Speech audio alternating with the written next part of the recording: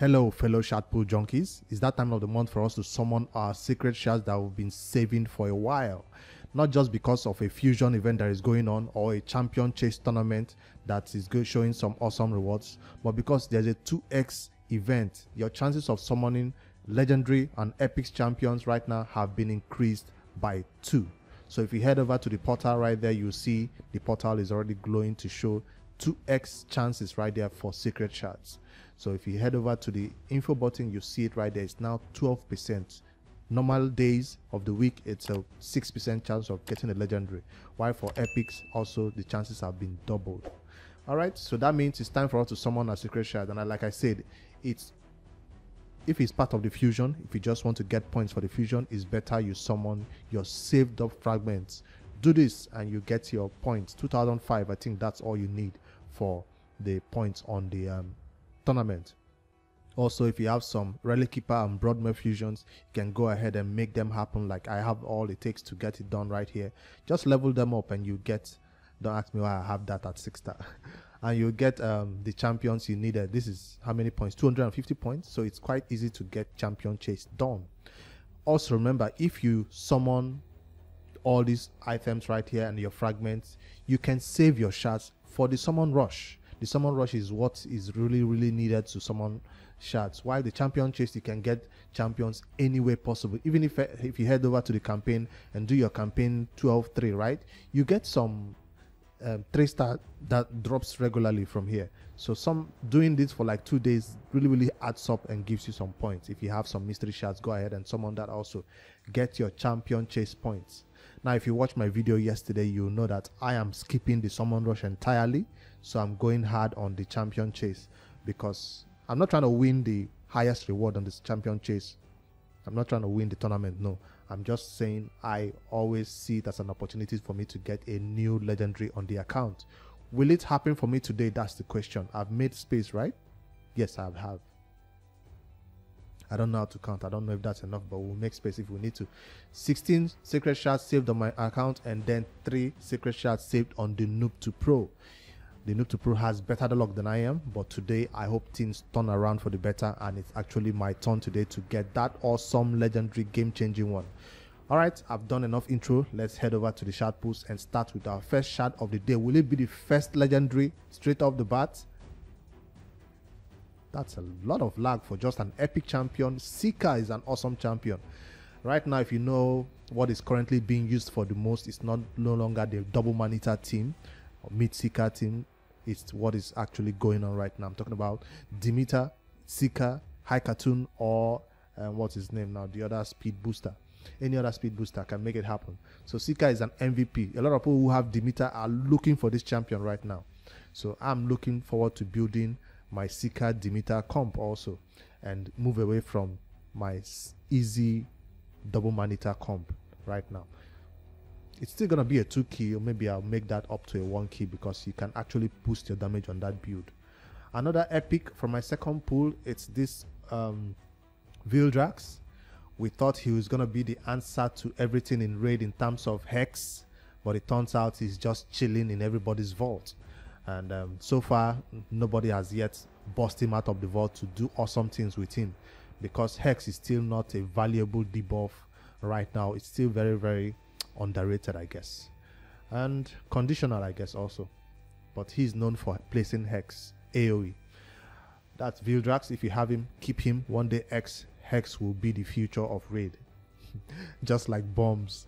Finally, 2 years and 6 months, finally I pull a miscreated monster. This is literally the first miscreated monster I've ever pulled on this account.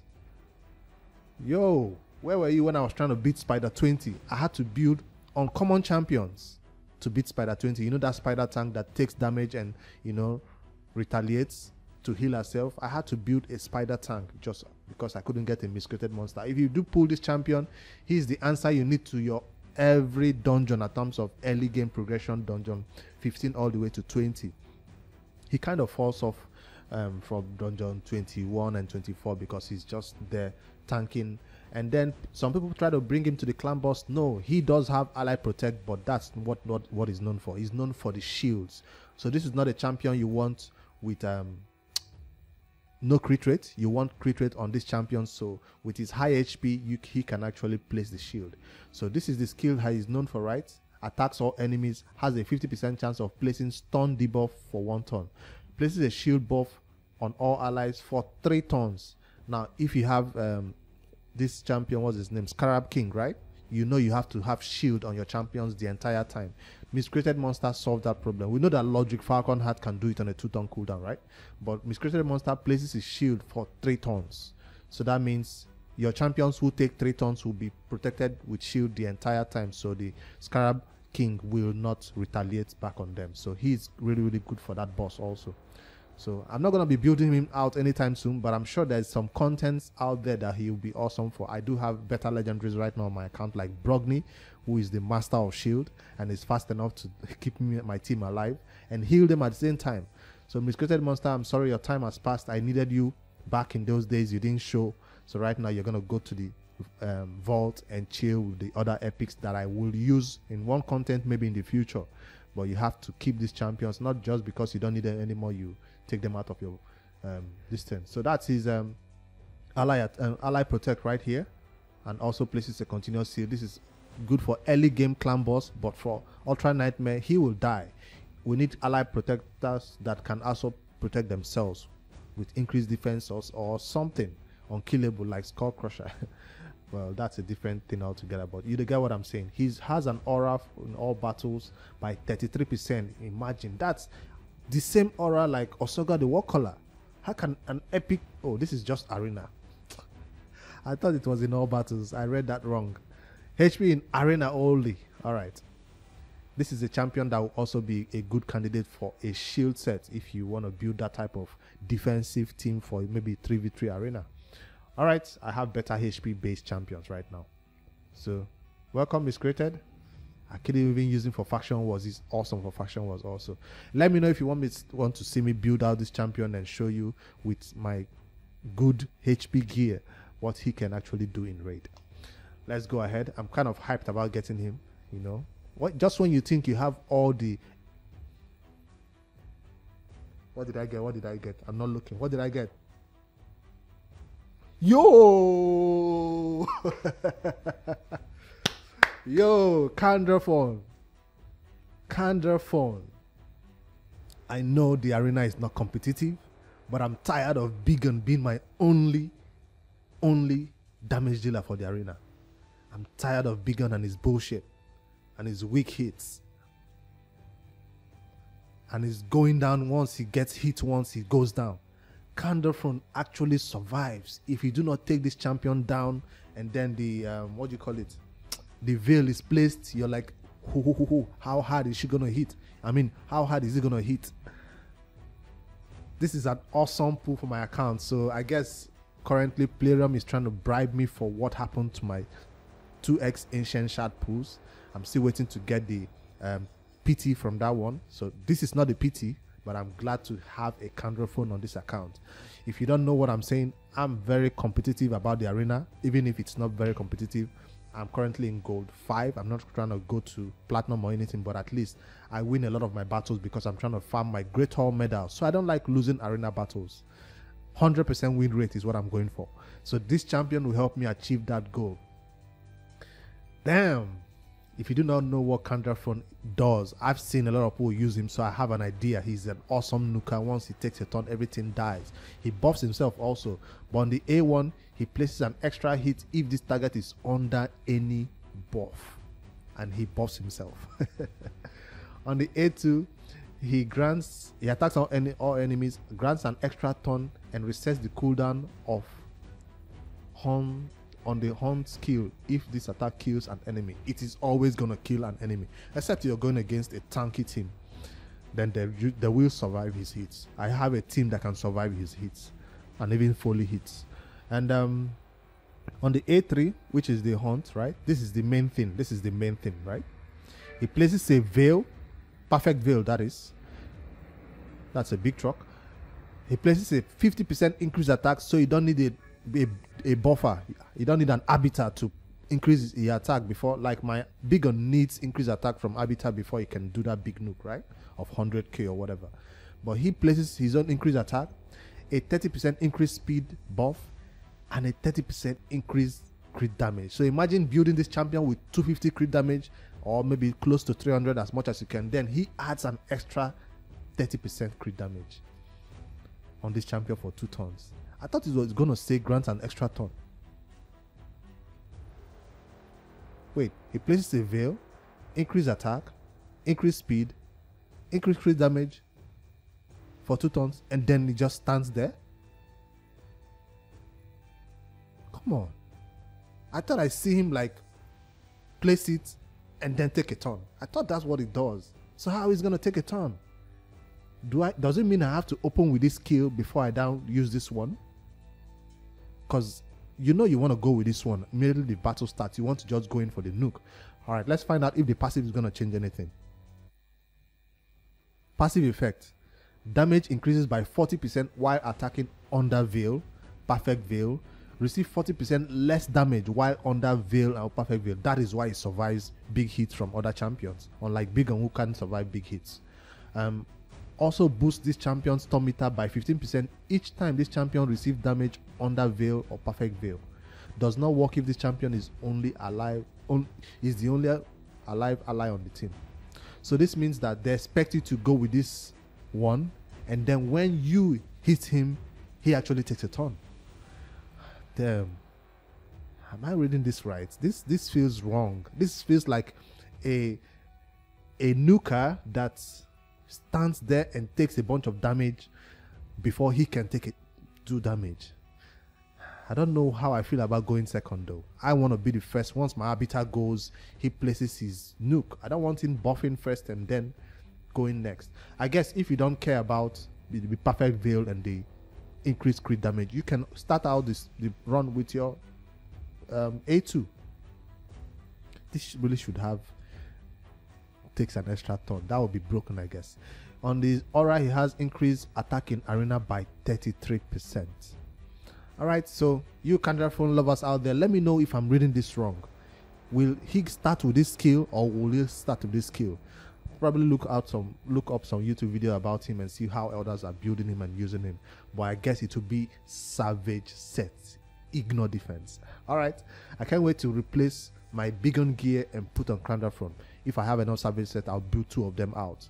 I don't really need to strip Bigon, because I know when you compare their both damages, I'm sure Candraphone will out damage Bigon. Alright, I'll do that in a test maybe soon. Let's head over to the next shard pool. Let's see if we get back to back Lego. No, it's not happening for me.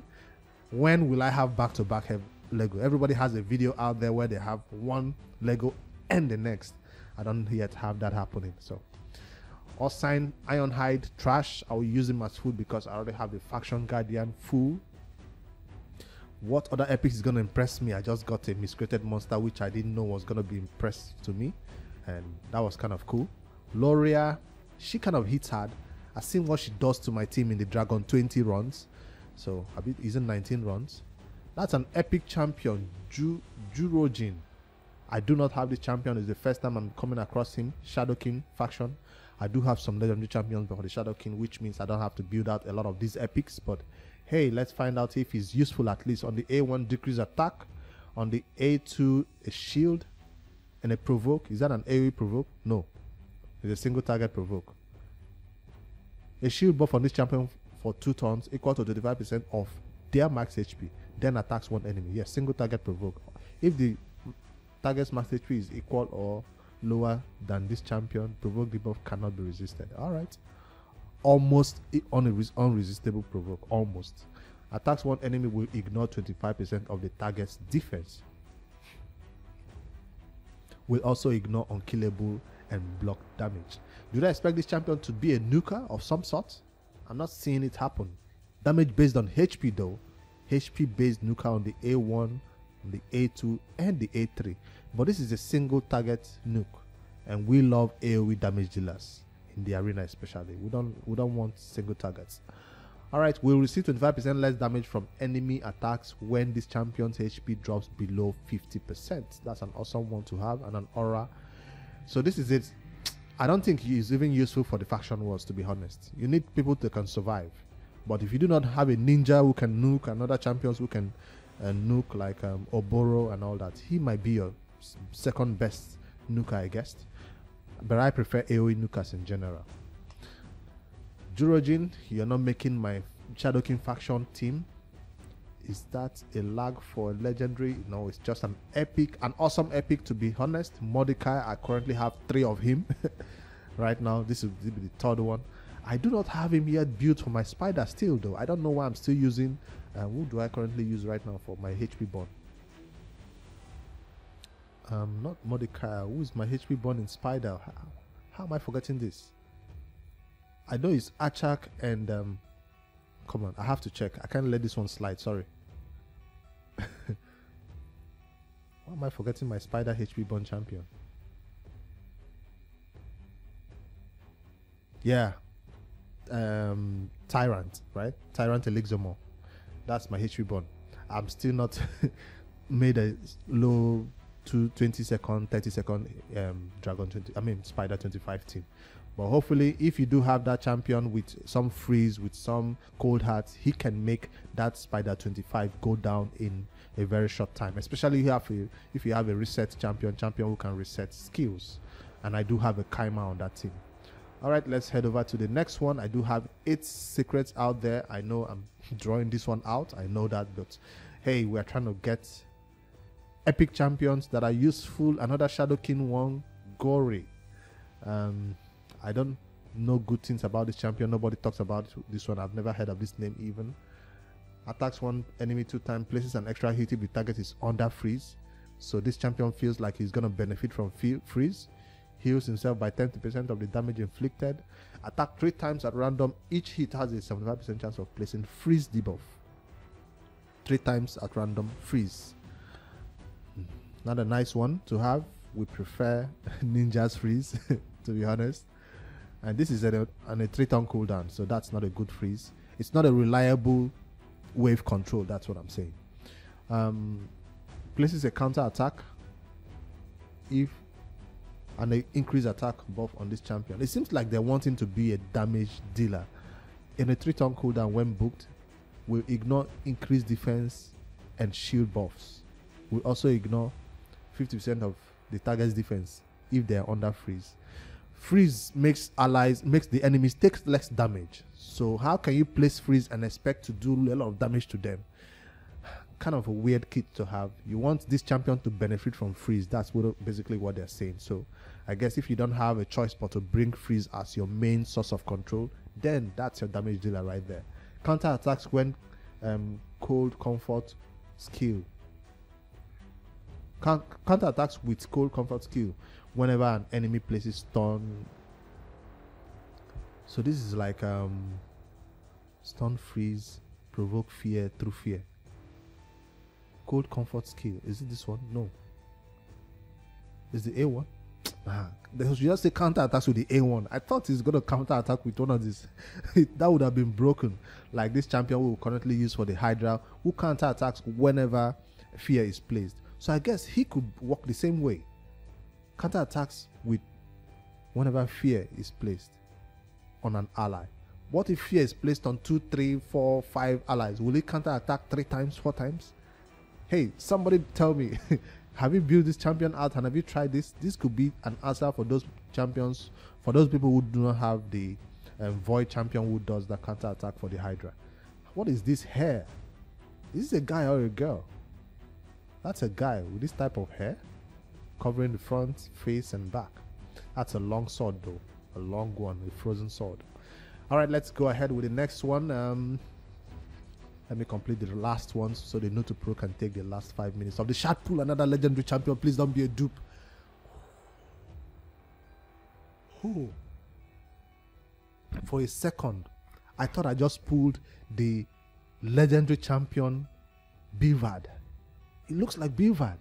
And then I saw the ghost coming out. I was like, oh, this is not Bivald. This is Hostspring, the champion who was hyped recently. He's a new champion to raid. Sacred Order too, so he did look like Bivald. Yo, I would have gotten dupe Bivald. On the A1, what does it do? Increase attack buff on this champion for 2 turns if this attack is critical. I have 2 legendaries from 16. Today is my day, guys. 2 legendaries that are not dupes. Yo, increase attack, we heard that, yes, on this champion for 2 turns if this attack is critical, so he needs to be built with 100% crit. Attacks 3 times at random. Come on, what is, it's a legendary. 3 times at random. Will ignore 25% defense against targets under hex. Bruh, I don't want to build hex. I don't want to bring hex into a team. Not yet, at least. Will ignore further 25% defense against targets under hex debuff from the Banner Lords and Night Red faction. That's very specific. I don't know any other champions who have hex from these Banner Lords or Night Red, but I'll check because I haven't used hex. Does he place hex by himself? Let's find out. On the A3, each hit has a 75% chance of placing hex. 4 times at random again. What is it with this random hits? For 3 turns though, the hex is on a 3 turn. That means this skill can be used after the A3. You start with the A3, then you use the A2. So champions from the Banner Lords and cannot resist. What is it? He hits Banner Lords and Night Rev or what? Each hit has a 75% chance of stealing 25% of the target's turn meter. Steal 50% of the target's turn meter. Instead, if the target is under, if the champion's turn meter is at 75% or more after stealing, places a perfect veil on this. That's a lot to read, and I just came through it. And the what do you call it, passive, if this champion attacks 2 targets under hex debuff during same turn, places a perfect veil buff for this champion. Will not counter attacks. Increases critical damage by 30% while attacking under perfect veil. All right, I see what's happening. This champion is going to hit hard, but my problem is he's not hitting everybody hard. He's doing 4 random hits, he's doing 3 random hits, he's doing single targets. So I guess it's very conditional. That's what I'm saying. He's gonna nuke, but somebody will survive. That's what I'm saying. Somebody will survive. Especially, what if he hits one person 2 times, and then that's too conditional. So he's a good champion, he's a good nuker, he's a good champion to have if you do not have a nuker for your team, I guess. But I have better options like Kandra Ford. Hyped. Hotspring, welcome to the team. I'm happy that I did not get a dupe. 2 legendaries, no dupe. We still have 5 more secret shards to go. Will I get one more legendary? 3 legendary from 16 secrets? That will be my record. I've gotten 2 legendaries from 15 secrets before. Pitiless one, trash. Not even good to build for faction wars, if you're asking me. And one more, please. Let's just make this history today where you give me wood painted. Guys, I've said it before in a previous video. I've never pulled a wood painted. While El Hates and other content creators are pulling her left and right, I've never pulled one. This is my first wood painted. And like I heard in the grapevine or from Hell Hates videos, she is now the next or the best healer in the game, according to what I hear. But in terms of epics, that is. But I'm yet to find that out, and I'm not gonna be testing her anytime soon. She still had that stigma of, you know, being the worst champion in raid. So despite the buff, a lot of people will still be hesitant about building this champion up. But hey, if you're new to the game, don't rule her out. She's currently known as one of the best healers, and a lot of things was changed about her skills. Block active skill is always useful, especially for faction wars, waves. Fully heals this champion. Places reflect damage. That's what I'm saying. That's a lot of heal. Fully heals this champion on a 4-turn cooldown. Removes all debuffs from this champion. 1 random debuff. So she's now doing a cleanse also. Heals all allies by 50% of the surplus heal. Afterwards, places a reflect damage on all allies. Grants an extra turn. So this skill is basically on a 3-turn cooldown. This is broken right here. This skill is on a 3-turn cooldown. Fully heals herself and then do all this stuff on the 3-turn. And then has a 25% chance of placing block active skill. Always useful. It's still a single target though. Why is this not AoE block? Come on.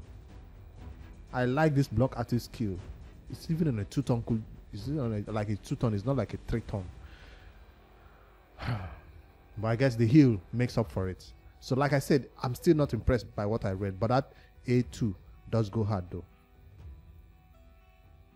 Or the A3 I think. Is that a Lego? No, it's not. Skull Crusher. I do have a video on this champion. Check that out. I'll pin it here. He's one of my best legendary. Yes, it's an epic champion he's an epic champion in disguise. He's a legendary in my books. He took me all the way from brutal all the way to nightmare 3 key. Ultra nightmare 3 key. Way before I had a unkillable team. And if you do have this champion, put him in your clan boss. That's where he belongs. Slow speed, so he always counter attacks before the. He always places his unkillable and ally protect before the clan boss hits your team. Come on. I'm gonna do it because I'm rich. I don't want to waste your time. 2 more secret shards. Another one. That's what do you call it now? Faction Guardian right there for Shadow King. I don't have them fully maxed yet. And the final one, would it be my second or third legendary champion? Please, play around, please. Nah, it's not happening. It's not happening. This champion is awesome for faction wars. He helped me a lot. And you can use him for dungeon content if you're doing dungeon 15 all the way to 20. I don't see him being used a lot in 21 to 25 dungeons though, but he's awesome. He kept my team alive for faction wars. Alright, let's head over to the Noob to Pro and see what we pull from those shards. Just 3 more shards, so be patient. Be right back, guys. Alright, we're back on the Noob to Pro and I just have 3 secret shards to pull right here. I don't expect much, but hopefully the epic that we get should not be a dupe. And it should be something that the Noob to Pro can benefit from. Maybe also a miscreated monster? I don't know. We're currently trying to push dungeon 21 to 25 content, whilst trying to complete all the Arbiter missions on this account. Yo, what is this lock on this Noob to Pro?